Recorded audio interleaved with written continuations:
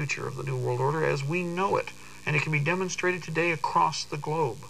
What is fascinating to me is, unfortunately, for all of our boasting and touting about having access to so much information, we are very, very limited in an actual scope or vision of what's really going on across the globe.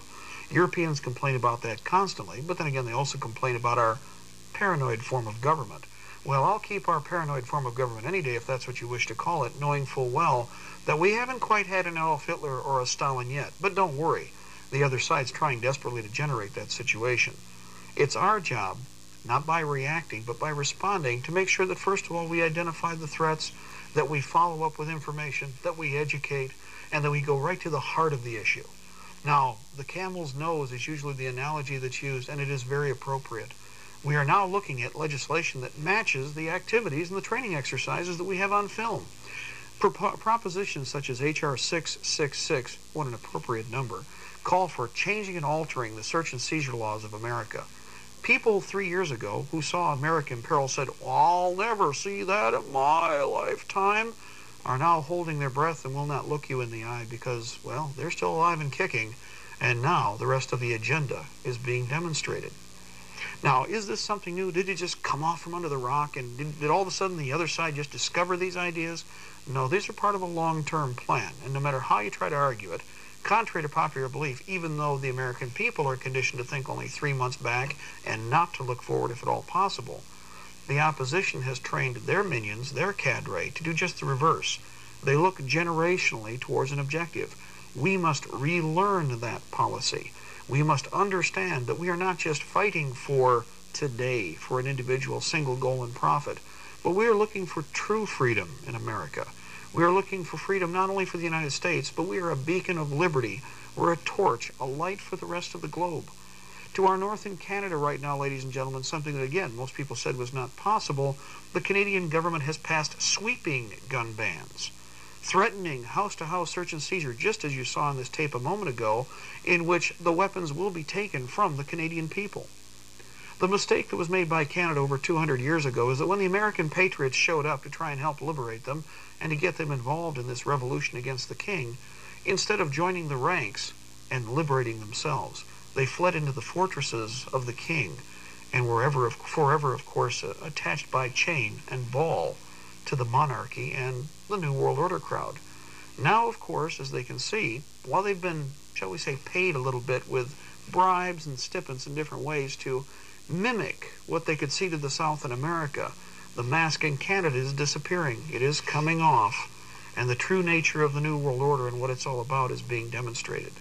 But is this the only part of the world where we're seeing this? No. And as you can see, this is a multinational effort.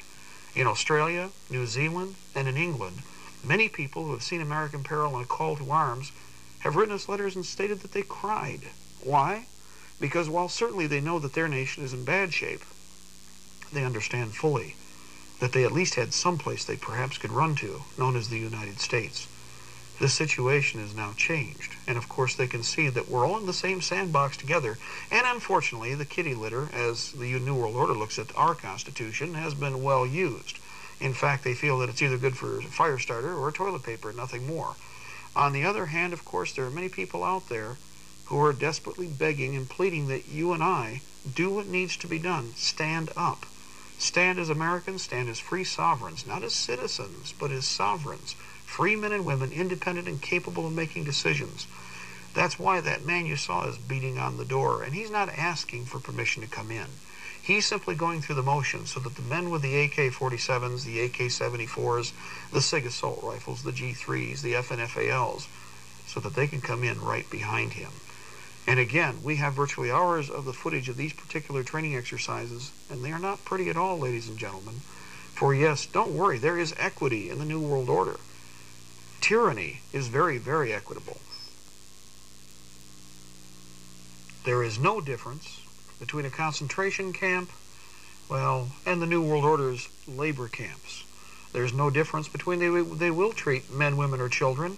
This has been demonstrated well at places like Ruby Ridge, Waco, Texas, yes, even Oklahoma, and of course all of the new Wacos and all of the new Ruby Ridges that are around the corner. And why do I say that things aren't going to be different? Well, ladies and gentlemen, I've got files going all the way back to the 70s, the 60s, the 50s, the 40s, but especially with the ATF in the 70s, 80s, and 90s, there's been one consistency. They've been caught dirty. They have been, shall we say, acquired at different times and slapped on the hands, only to be sent back out to do their dirty deeds again once people's memories have become fuzzy.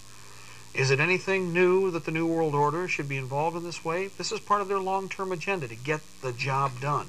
And we've got to remember that the New World Order is on the march. Actually, it's, as we say, on the run. They're in a hurry to get the job done that they've started. From hurt with regard to the FBI, and I think you've just seen a few images of, well, their special actions, black-clad, no insignia, and of course their basic policy of dynamic entry, kicking in the doors and making sure that, well, everybody pays the price. What kind of price will be paid? Well, if you take a look at even their own publications, they have a new thing called total kill option. Total kill option means you shoot everybody. Have we heard this before? Do we have this on tape? Well, the British practice this. The Russians do in Chechnya against the Chechens right now. So, no, this isn't anything new, and we're not teaching the Russians or the Chinese anything. They're coming and teaching our people a new bag of tricks. Not all that new, but certainly here in America, something that most of you have never seen before. Well, not yet. I ask you, ladies and gentlemen, to look into your hearts and ask the question, and look into the minds. Look into the minds of the Founding Fathers and ask them if the actions that you've seen in the last 3 years are anything at all like what they envisioned for America. I don't think so. The challenge now, of course, is for us, again, not to complain and whine about the problem, but to come up with solutions. And I definitely think we can demonstrate that from A to Z. Families are the foundation of American life. If we have stronger families, we will have a stronger America. Before I go on, I'd like to take just a moment to thank my own family and to thank the person who has taught me more than anyone else over 25 years about the importance of families and children.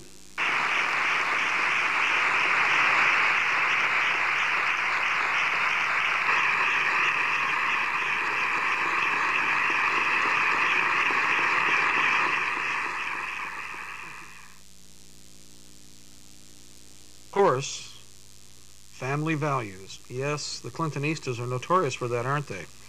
Well, sorry, we just couldn't help ourselves. The New World Order being what it is with its controlled media, well, I'm sure we're much more palatable, and, well, things being what they are and trying to be a little equal with regard to broadcasting time, we're not going to apologize for what we just did.